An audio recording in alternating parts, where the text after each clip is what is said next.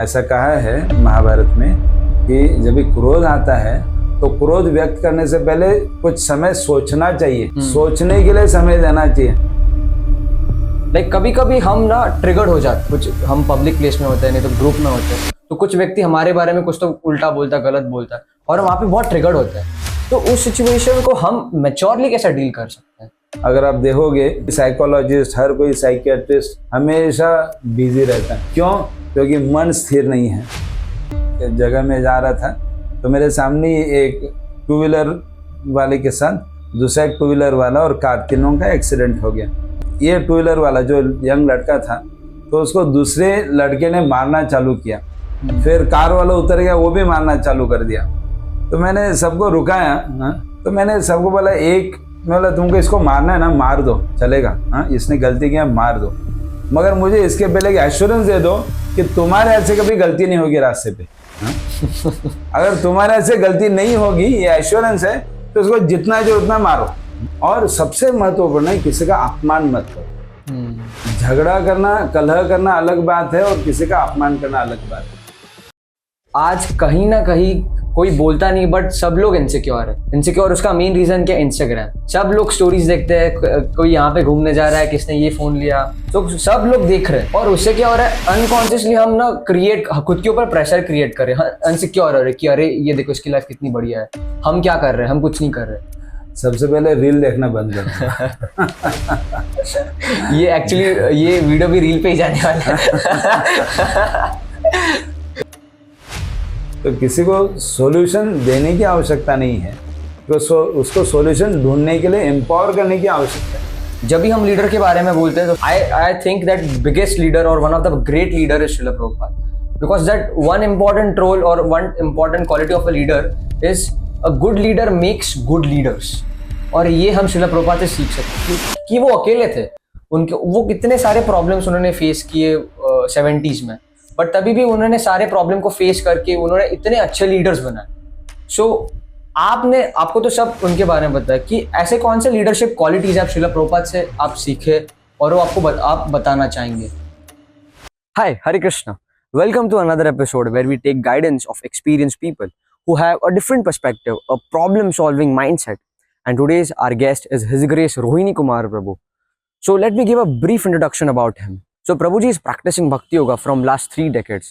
And right now he's in a position where everybody is taking consultation from him, like including leaders, families, everybody, sab log unke paas aa rahe for help, for solving problems. And Prabhuji has read all the Vedic scriptures, including Bhagavad Gita, Ramayana, Bhagavatam, all the Puranas. He has read Upanishads and he have lots of wisdom to share. और जिन लोगों को पता नहीं, प्रभु जी ने श्रील प्रभुपाद के सारे books English to Marathi translate किए, including Bhagavad Gita, Bhagavatam, Lilamrit and all the books of Srila Prabhupada. And this service is doing from last 3 decades. So he have lots of wisdom to share. So let's have a conversation with him and let's take insights from him. Thank you so much प्रभु जी, आपने इतना आपका अमूल्य समय दिया। तो मैं हमेशा ना मैं घर वालों से पूछता था, तो वो हमेशा कुछ भी प्रॉब्लम होते थे वो आपका नाम लेते थे कि अगर कुछ भी हुआ तो रोहिणी कुमार प्रभु ना ऐसे सॉल्व करेंगे, रोहिणी कुमार प्रभु ऐसे सॉल्व करेंगे। तो मैं बहुत क्यूरियस हुआ कि आप अगर एक प्रॉब्लम को देखते हो तो वो आप कैसे समझते हो और उसको कैसे सॉल्व करते हो। तो मेरे सारे सवाल इस पे होंगे। What do you think about our generation? Do you think that we are laziest और do you think we are the smartest? What do you think? Definitely, I don't think that you are laziest. I don't think that you are irresponsible. My opinion is you are very intelligent, more intelligent than us in certain aspects. और ऐसा है कि आप बहुत fast हो। हमारी जो पीढ़ी है और आपकी पीढ़ी है, इसमें स्पीड का बहुत बड़ा अंतर है। एक, आपको अगर इस संघर्ष में, सोसाइटी के संघर्ष में आगे बढ़ना है तो आपको हमेशा अप टू डेट रहना पड़ेगा टेक्नोलॉजी के साथ। लेटेस्ट टेक्नोलॉजी क्या है, फिर लेटेस्ट लोगों का विचार कैसा है, लोग क्या पढ़ते हैं, क्या सोचते हैं। जैसे स्पीड बढ़ता है वैसे मन भी बहुत चंचल हो जाता है। तो इसके लिए देखते हैं कि जो अभी की पीढ़ी है वो चंचल भी है। स्पीड के साथ चंचलता आती है, मैं ये करूं वो करूं, बहुत सारे ऑप्शंस है।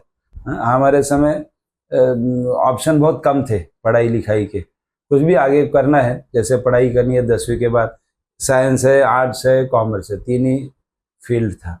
अभी बहुत सारा फील्ड है, इतना फील्ड है कि many of you are spoiled by choices. तो चॉइसेस बहुत हैं, तो एग्जैक्टली क्या चुनना है और मेरे लिए क्या अच्छा है ये सोचने में आपका थोड़ा समय जाता है, क्योंकि बहुत सारे ऑप्शंस है। तो आपका स्पीड है तो स्पीड के साथ चंचलता भी आती है, तो चंचलता कम करनी है और स्पीड के साथ बढ़ना है। अभी का जो जनरेशन है उसको स्पीड मेंटेन रखना है और स्पीड के साथ मन स्थिर रखना है, तो पहले वाले वैल्यूज को रिस्पेक्ट करना होगा। नहीं, आपने बहुत अच्छा बोला कि we are spoiled by many options. So I want to ask that what is that bad quality you see in our generation? एक गलत चीज ना, तो एक गलत बिहेवियर ना, तो एक क्वालिटी, गलत क्वालिटी हमारे जनरेशन में आप ऑब्जर्व करते हो। एरोगेंस। ओके। क्योंकि बहुत सारा एक्सपोजर है, बहुत सारा इंफॉर्मेशन है। इंफॉर्मेशन और नॉलेज इसमें बहुत अंतर होता है। तो आपके पास इंफॉर्मेशन बहुत है तो एरोगेंस भी थोड़ा आ जाता है, तो मुझे और किसी से ज़्यादा पता है। जैसे आजकल के बच्चे माता पिता को बोलते हैं, अरे आपके ज़माने में होता होगा, ऐसा होता नहीं, अभी है ना हम बोलते वैसा होगा। Information is not necessary knowledge. Information और नॉलेज में बहुत अंतर होता है। तो नॉलेज पहले की पीढ़ी से लेना है और हमारे जो लेटेस्ट इंफॉर्मेशन है उसके साथ कंबाइन करना है। तो ऐसे करेंगे तो एरोगेंस कम हो जाएगा। लाइक कभी कभी हम ना ट्रिगर्ड हो जाता है कुछ सिचुएशन में, किसी व्यक्ति ने हमारी क्या बोलते हैं वो नर्व पकड़ लेता है। कुछ हम पब्लिक प्लेस में होते हैं, नहीं तो ग्रुप में होते हैं, तो कुछ व्यक्ति हमारे बारे में कुछ तो उल्टा बोलता है, गलत बोलता है, और हम वहां पे बहुत ट्रिगर्ड होते हैं। तो उस सिचुएशन को हम मैच्योरली कैसे डील कर सकते हैं? जो भावनाएं होती है वो मन के ऊपर आधारित होती है। सब भावनाओं का उगम मन से होता है। तो मन को नियंत्रित करने से ये जो ट्रिगर, जिसको आप ट्रिगर बोलते हैं, क्रोध बोलते हो, या इम्पल्सिव बिहेवियर, वो सब कंट्रोल में आ सकता है। तो अभी शास्त्रों के अनुसार क्रोध कहाँ बैठा है? क्रोध के भी कुछ स्थान है शरीर में। एक स्थान है आँख, दूसरा है जिह्वा, तीसरा है श्वास, छाती, फिर हाथ पैर। तो इसके लिए जब भी हम जैसे पब्लिक प्लेस में है, हम एक जगह गाड़ी चला रहे, दूसरा कोई आके बीच में से कट मार के चला जाता है, तो तुरंत हम गाली देना चालू कर देते हैं। तो इससे मन विचलित होता है। गाली देने से उसका कुछ फर्क नहीं पड़ता है, वो तो कट मारता है चला जाता है, मगर है ना हमारा मन विचलित हो जाता है गाली देने से। तो ऐसे समय है ना, ठीक है थोड़ा आगे जाता है, जाने दो शांति से, क्या समस्या, इतना अननेसेसरी हाइपर क्यों होना है? हाइपर होने से, ट्रिगर होने से हमारे बीपी बढ़ता है, हमें ही कष्ट होता है। और ऐसे रास्ते पे चल रहे तो दिन में एटलीस्ट 10 बार तो लोग हमसे ऐसे कट मार के चले जाते हैं। तो हर बार हाइपर होके उससे को ऊपर गुस्सा करने से वो हंस के हाँ जाना है आगे, चलो जाओ आगे, 2 मिनट आगे पीछे करने से क्या फर्क पड़ता है? ये एक है। दूसरा, कभी कोई आके गाली देता है, तो गाली देता है तो तुरंत रिएक्ट करने की आवश्यकता नहीं है। ऐसा कहा है महाभारत में कि जब भी क्रोध आता है तो क्रोध व्यक्त करने से पहले कुछ समय सोचना चाहिए। सोचने के लिए समय देना चाहिए। जब हम सोचते हैं तो हमको पता चलता है कि अरे क्रोध करने की आवश्यकता नहीं थी, शांति से भी वो प्रसंग निभाया जा सकता था। तो सोचना चाहिए, शांति से सोचना चाहिए, मन के ऊपर थोड़ा संयम रखना चाहिए और फिर अपनी रिएक्शन देनी चाहिए। आजकल इंस्टेंट जमाना है, कुछ भी हो गया इंस्टेंट, खाना है इंस्टेंट, पीना है इंस्टेंट, नूडल्स है लेके आओ मार्केट से बनाओ इंस्टेंट। तो वैसे क्रोध भी इंस्टेंटली आ जाता है और इसके लिए हम देखते हैं हर जगह झगड़ा चालू हो जाता है। सोचना कम होता है और रिएक्शन ज्यादा होता है। एक उदाहरण मैं बताता हूँ। एक जगह में जा रहा था तो मेरे सामने एक 2 व्हीलर वाले के साथ दूसरा एक 2 व्हीलर वाला और कार, तीनों का एक्सीडेंट हो गया। तो एक्सीडेंट होने के बाद ये 2 व्हीलर वाला जो यंग लड़का था तो उसको दूसरे लड़के ने मारना चालू किया। फिर कार वाला उतर गया, वो भी मारना चालू कर दिया। तो वो मारामारी हो रही थी और मैं वहां पे पहुंचा था। तो मैंने सबको रुकाया। मैंने वो कार वाले को भी रुकाया, जो मार रहा था उसको रुकाया, जो मार खा रहा था उसको भी रुकाया। लोग इकट्ठा हो गए 30-40 लोग। तो मैंने सबको बोला, मैं बोला तुमको इसको मारना है ना, मार दो चलेगा, इसने गलती किया मार दो, मगर मुझे इसके पहले एश्योरेंस दे दो कि तुम्हारे ऐसे कभी गलती नहीं होगी रास्ते पे। अगर तुम्हारे ऐसे गलती नहीं होगी, ये एश्योरेंस है, तो इसको जितना है जो उतना मारो। और मारते समय ये भी ध्यान में रखो, अगर इसको कुछ अलग एक सीरियस कुछ ये हो गया, जख्म हो गई या कुछ लग गया, ब्रेन डैमेज हो गया, गिर गया, तो तुमको जेल में जाना पड़ेगा। तो इसलिए मैं बोला मारना सॉल्यूशन नहीं है, एक दूसरे को संभालो, हम परिवार है, आज ये तुम्हारा भाई है, कल तुम मार खाओगे, तुमसे भी गलती होगी, तो कोई तो तुमको बचाने आएगा। तो इसके लिए तुरंत रिएक्ट होने की आवश्यकता नहीं है, तुरंत ट्रिगर होने की आवश्यकता नहीं है।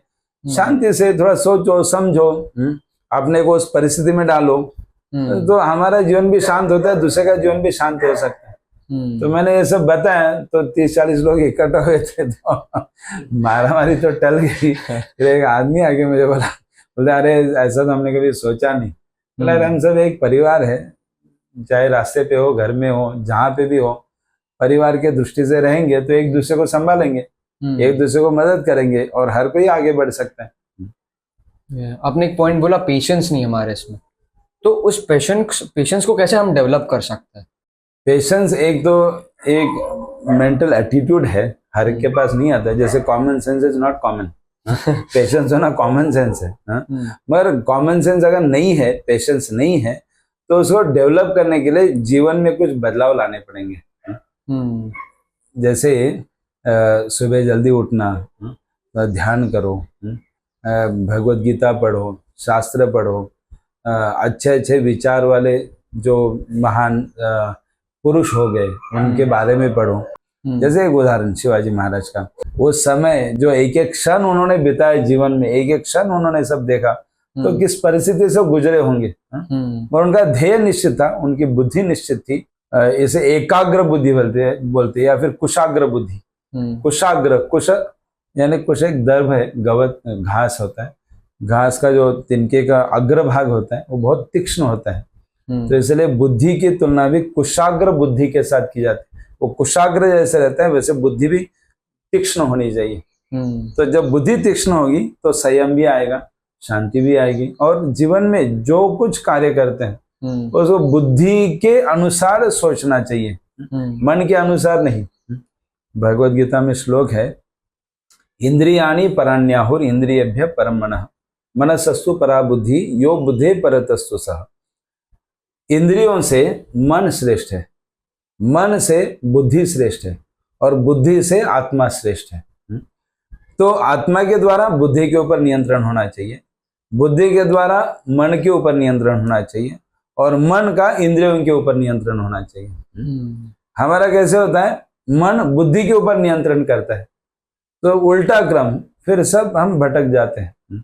तो भटकना नहीं चाहिए, तो मन और बुद्धि स्थिर होनी चाहिए।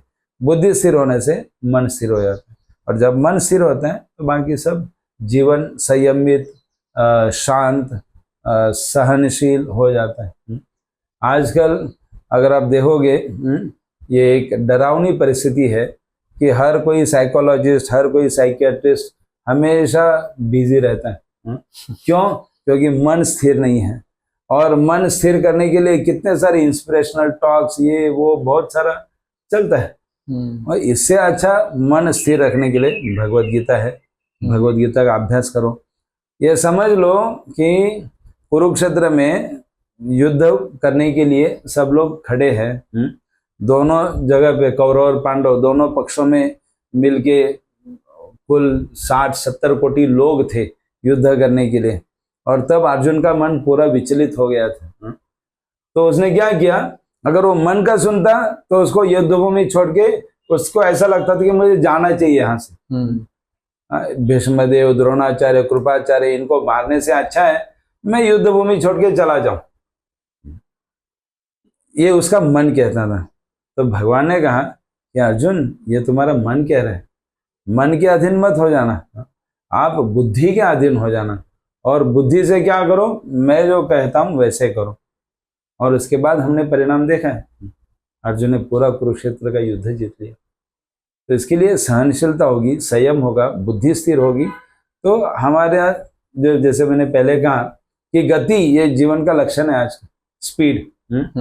तो गति बुद्धि के साथ दोनों इकट्ठा करेंगे, और इसको शास्त्र का आधार रहेगा, भगवत गीता, भागवत पुराण, महाभारत, रामायण, हमारे वेद शास्त्र, इन सब का आधार रहेगा तो हमारा जीवन इतना सुंदर होगा, हमारा जीवन भी संयमित होगा और हमारे संपर्क में जो लोग आएंगे उनका जीवन भी संयमित हो जाएगा। बट इस पॉइंट को लेके मुझे क्वेश्चन आता है कि मेरी जो टेंडेंसी है ना वो एक्सप्लोर करने की है। मुझे सब एक्सप्लोर करना है, ये भी जानना है, वो भी जानना है, ये भी जानना है। बट कभी कभी मुझे पता नहीं कि क्या गलत है, क्या सही है, कि मेरे लिए सब एक्सप्लोर करना ये मेन ऑब्जेक्टिव है। तो वो पैरामीटर हम आइडेंटिफाई कैसे करें, हम कैसे समझे कि ये गलत है और ये सही है? उसका एक लाइन क्या हम डिसाइड कर सकते, कैसे डिसाइड कर सकते हैं एक्सप्लोर करते टाइम? इस क्षेत्र में जो अनुभवी है या गुरुजन, उनका आश्रय लेना चाहिए, उनसे पूछना चाहिए, क्योंकि एक्सप्लोर करने के लिए इतने फील्ड्स है, कितना समय डालोगे, कहाँ कहाँ तक एक्सप्लोर करोगे। और जीवन तो मौल्यवान है, कीमती है, तो एक एक दिन जीवन का महत्वपूर्ण है, एक एक क्षण महत्वपूर्ण है। तो एक्सप्लोरेशन के लिए 1 साल 2 साल ठीक है, अगर आप 10 साल एक्सप्लोर करते रहोगे तो जीवन व्यर्थ जाएगा। तो इसलिए इस फील्ड में जो एक्सपर्ट लोग हैं उनका सुनो, उनके पास जाओ, बात करो। जैसे अलग अलग फील्ड एक्सप्लोर करने के लिए समय दे रहे हो, वैसे हर फील्ड में जो एक्सपर्ट है उनको मिलने के समय दे दो, उनसे जानकारी पालो और फिर अपने जीवन की दिशा निश्चित करो। और एक चीज पूछनी थी मुझे क्वेश्चन था इनसिक्योरिटी के ऊपर। सो आज कहीं ना कहीं कोई बोलता नहीं बट सब लोग इनसिक्योर है। इनसिक्योर उसका मेन रीजन क्या? इंस्टाग्राम। सब लोग स्टोरीज देखते हैं, कोई यहाँ पे घूमने जा रहा है, किसने ये फोन लिया, किसने कुछ तो कर लिया, अचीवमेंट है उसका, ये कर रहा है, मजे कर रहा है। सो सब लोग देख रहे हैं और उससे क्या हो रहा है, अनकॉन्शियसली हम ना खुद के ऊपर प्रेशर क्रिएट कर रहे हैं, अनसिक्योर हो रहे कि अरे ये देखो इसकी लाइफ कितनी बढ़िया है, हम क्या कर रहे हैं, हम कुछ नहीं कर रहे। तो इस सिचुएशन को हम कैसे डील कर सकते हैं फिर?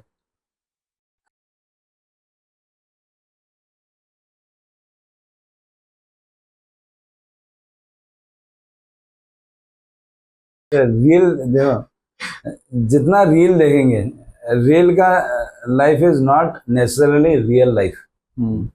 रील में ना हम जितना लोगों को कंट्रोल्ड दिखाते हैं, जो भी इंफॉर्मेशन है बहुत कंट्रोल्ड और रिस्ट्रिक्टेड इंफॉर्मेशन रहती है। तो रील का नॉलेज और रील की जो इंफॉर्मेशन है वो भी एकदम क्या बोलते हैं, एकदम चंचल है। ठीक है, आप जैसे दिन में ना हर कोई व्यक्ति आजकल दिन में कम से कम 100 रील तो देख ही लेता है। एक बार बैठ गए इंस्टाग्राम, फेसबुक, कोई भी, हर जगह रील है, यूट्यूब पे है, हर जगह रील है। तो रील से नॉलेज लेने से अच्छा है आप ग्रंथ से ले लो या पुस्तक से ले लो, कोई भी फील्ड की पुस्तक हो, कोई भी फील्ड का ग्रंथ हो, ग्रंथ से नॉलेज ले लो तो इनसिक्योरिटी आएगी नहीं। इनसिक्योरिटी का अर्थ क्या है? मन अस्थिर है। असुरक्षितता ये एक भावना है, ये वास्तव नहीं है। जैसे 2 विद्यार्थी पढ़ाई लिखाई साथ में कर रहे हैं, एक को ज्यादा मार्क्स मिल रहे हैं, दूसरे को 1-2 मार्क्स कम मिल रहे हैं, तो ये इनसिक्योर हो जाता है, अरे उसको ज्यादा मार्क मिल रहे हैं, मुझे कम मिल रहे हैं। उसको उसकी क्षमता के अनुसार मार्क्स मिल रहे हैं, इसको इसकी क्षमता के अनुसार मार्क्स मिल रहे हैं। तो तुलना करने की आवश्यकता नहीं है। तुलना करेंगे तो असुरक्षितता आ जाएगी, अरे उसको इतना मिल रहा है, अरे मुझे कम मिल रहा है। क्यों? वो जिसके लिए पात्र है वो मिल रहा है, मैं जिसके लिए पात्र हूँ उतना मिल रहा है। मुझे मेरे क्षमता पे संतुष्ट रहना चाहिए, उसको उसकी क्षमता में संतुष्ट रहना चाहिए। अगर ऐसे रहेंगे तो असुरक्षितता आएगी नहीं, है ना? तो कंपैरिजन के कारण असुरक्षितता आती है। तो इंस्टाग्राम, व्हाट्सएप, फेसबुक जो भी है, तो सो ये गलत है कि हमको वो सीखना चाहिए प्रॉपरली? नहीं, मैं ऐसा कहूँगा कि फेसबुक, इंस्टाग्राम, यूट्यूब, ये सब है ना, ये अच्छे टूल्स है, इसका सही उपयोग करना चाहिए। जैसे पहले अगर मुझे जानना होता कि ठीक है पैरासीटामोल के फायदे क्या है और नुकसान क्या है पैरासीटामोल का, तो मुझे कोई डॉक्टर के पास जाओ, 1-2 घंटा बाहर बैठो, उसे समझ लो, ये सब करना पड़ता था। आजकल ठीक है, पैरासीटामोल डाल दो, गूगल को बोल दो कि what are the advantages of having paracetamol and what are the consequences of having more paracetamol, तुरंत पता चलता है। मगर इसको है ना ठीक से उपयोग, इंफॉर्मेशन है ये, ये तुरंत मिल जाती है। जो पहले मिलने के लिए इतना समय लगता था, ये तुरंत मिल जाती है। तो तुरंत मिलती है तो ये अच्छा साधन है ना, तो इसका अच्छा उपयोग करना चाहिए। तो इसको अच्छा उपयोग कैसा करे, तो सबसे पहले रील देखना बंद करो। ठीक है, जो भले 1-2 घंटे का वीडियो हो, शांति से बैठ के सुनने का प्रयास करो, नॉलेज मिल जाएगा। और जो इंफॉर्मेशन भी मिलेगी वो इंफॉर्मेशन भी नॉलेज में कन्वर्ट हो सकती है। रील से ज्यादातर इंफॉर्मेशन ही मिलते हैं, नॉलेज बहुत कम मिलता है। देखो कोई भी साधन है ना, खराब नहीं होता है, उसका उपयोग